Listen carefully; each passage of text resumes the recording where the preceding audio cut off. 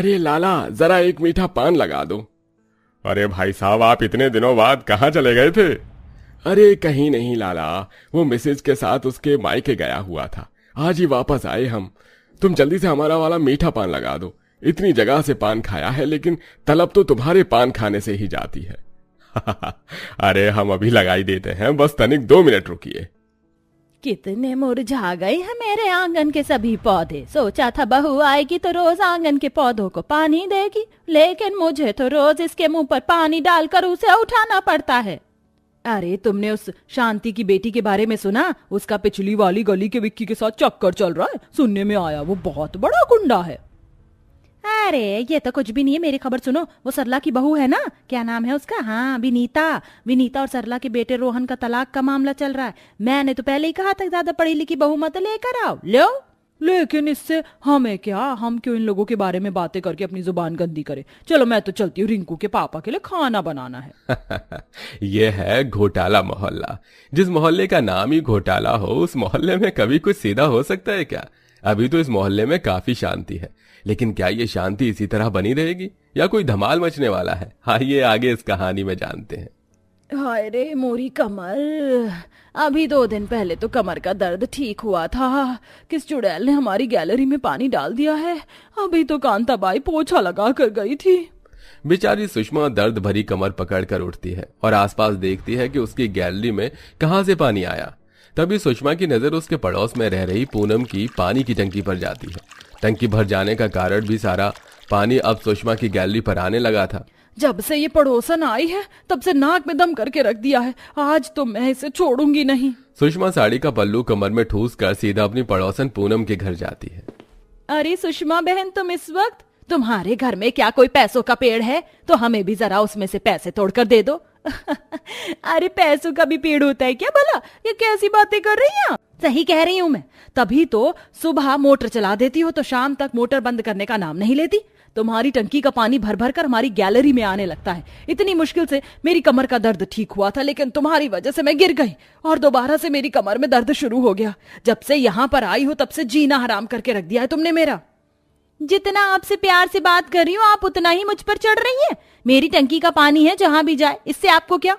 अरे मेरी बला से नरक में जाए, लेकिन मेरी गैलरी में क्यों आ रहा है? अभी तुम्हारी मकान मालिक से बात करके तुमसे घर खाली करवाती हूँ।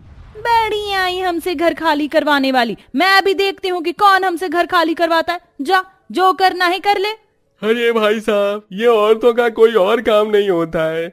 जब देखो खिच पिच खिच पिच खिच पिच। अरे भैया, औरतें हैं, औरतें छोटी सी बात को लंबी करना कोई इनसे सीख लो। हैं, चलो चलकर हम चाय पीते हैं। आपने वो कहावत तो सुनी होगी, जिस घर में 4 बर्तन होते हैं वो बजते जरूर हैं। ऐसा ही हाल इस मोहल्ले का भी था।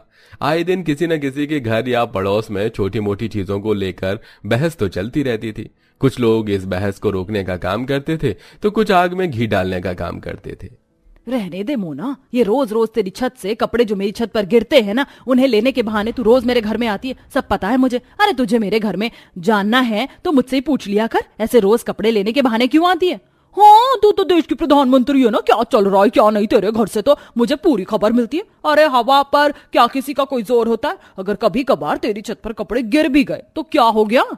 तेरा कभी कभार का नहीं है, रोज का ड्रामा बन गया है ये। वैसे सही कह रही हो तुम शशि बहन, पहले इसके कपड़े हमारी छत पर गिरते थे और अब तुम्हारी छत पर गिर रहे हैं। बड़ी चालाक औरत है ये। खुद तो तू बड़ी देवी है, बताऊं तेरे बारे में इसकी क्या क्या बुराइयां करती है मेरे घर में आकर। अब वो लगता है मैं चूल्हे पर दूध रख कर भूल गई। मैं अभी आती हूँ। आग लगाने आई थी शर्मिला अपना नाम आते ही दुम दबाकर वहां से भाग जाती है। अरे एक सोने की चेन ही तो मांगी है, कौन सा हार मांग लिया जो तुम दिला नहीं सकते? उस कोमल के पति को देखा है, हर महीने उसका पति उसे सोने की चांदी की कोई न कोई चीज बनवा कर देता है। अरे कोमल का पति सरकारी नौकर है, वो सोना तो क्या हीरा भी लाकर दे सकता है, लेकिन मैं तो एक छोटी सी दुकान में काम करता हूँ। मेरी माँ सच कहती थी कि इस गरीब से शादी मत कर, लेकिन मेरी आंखों पर प्यार की पट्टी बंधी हुई थी। हाय मेरी किस्मत, किस आदमी के पल्ले बन गई मैं। औरत इस मोहल्ले में तो मर्द भी एक दूसरे से परेशान रहते थे। ऐसे ही एक दिन अरे हाँ, मैं भी गई थी इस दुकान पर, बड़ी गजब की साड़ियाँ मिलती है। इस साल दिवाली पर मैं भी वहीं से साड़ी लेकर आऊंगी। विमला अपनी पड़ोस की सहेलियों के साथ मोहल्ले में खड़ी होकर बात कर रही होती है कि तभी मोहल्ले में रहने वाली सुषमा गुस्से से विमला के पास आती है। मेरे चेहरे पर क्या कोई चुटकुला लिखा है जो तू इतनी देर से मुझे देख देख कर हंस रही है? वैसे चुटकुले की कोई जरूरत नहीं है, तेरा चेहरा देखकर तो वैसे ही हंसी निकल आती है। तेरी इतनी हिम्मत कि तू मुझे देखकर हंस रही है? तुझे देखने से अच्छा है कि मैं किसी गटर की नाली के कीड़े को देख लूं। मेरे पास इतना फालतू का समय नहीं है जो तुझे देखकर मैं हंसूं। हाँ हाँ, तू तो जैसे कोई कैटरीना कैफ है ना, बड़ी आई चिमकांडी सी शक्ल की औरत। तूने मुझे चिमकांडी कहा? तू क्या कुत्ते की खुजली वाली पूछ? विमला, जुबान संभाल कर बात कर, वरना तेरी जुबान खींचकर तेरे पैर के अंगूठे से बांध दूंगी, समझी? चुड़ैल का कोई और काम ही क्या होता है? विमला की बात सुन सुषमा अब खुद पर से काबू खो देती है और विमला के बाल पकड़कर उसे मारने लगती है, जिसे देख अब विमला भी सुषमा के बाल पकड़ लेती है और दोनों पड़ोसनी एक दूसरे को पकड़कर मारने लगती है। दोनों पड़ोसनों को इस तरह लड़ता देख पूरे मोहल्ले वाले इकट्ठा हो जाते हैं। विमला सुषमा एक दूसरे को मारते मारते मोहल्ले से बाहर बीच सड़क पर चली जाती है, जिसके चलते सड़कों पर से गाड़ियों को निकालना मुश्किल होता है और अब गाड़ियां चला रहे लोग भी अपनी गाड़ियों से उतरकर उन दोनों की लड़ाई देखने लगते हैं। अरे भाई साहब, कोई तो इन मोहल्ले की औरतों को समझाओ कि ये लड़ाई मोहल्ले में अच्छी लगती है, इस तरह सड़कों पर नहीं। पूरी सड़क जाम करके रख दी इन दोनों औरतों ने। अरे भाई, हम इनके लड़ाई के बीच में गए ना तो ये दोनों हमें भी लपेट लेंगी। ये मोहल्ले की औरतें बड़ी खतरनाक होती हैं।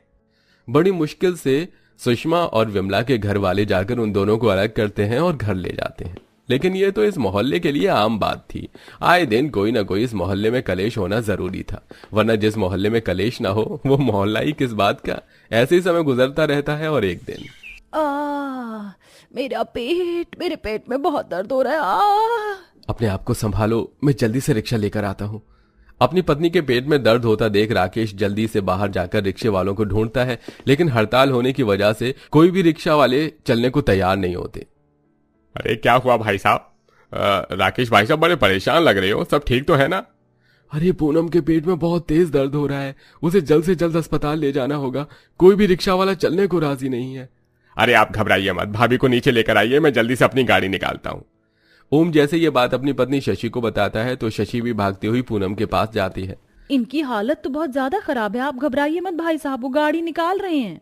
सभी लोग मिलकर पूनम को हॉस्पिटल लेकर जाते हैं। डॉक्टर के ट्रीटमेंट के बाद पूनम को दर्द में थोड़ा सा आराम मिलता है।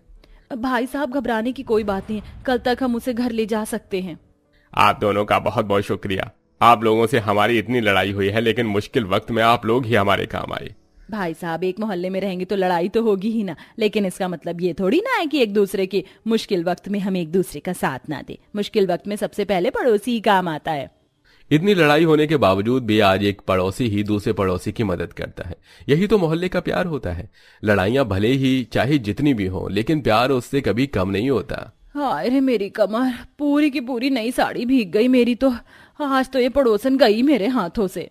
दिन में चांद निकल सकता है, सूरज पूरब की बजाय पश्चिम से उग सकता है, लेकिन मोहल्ले की लड़ाई कभी खत्म नहीं हो सकती। दोस्तों, क्या आपके मोहल्ले में भी लड़ाई झगड़ा रोज होता है?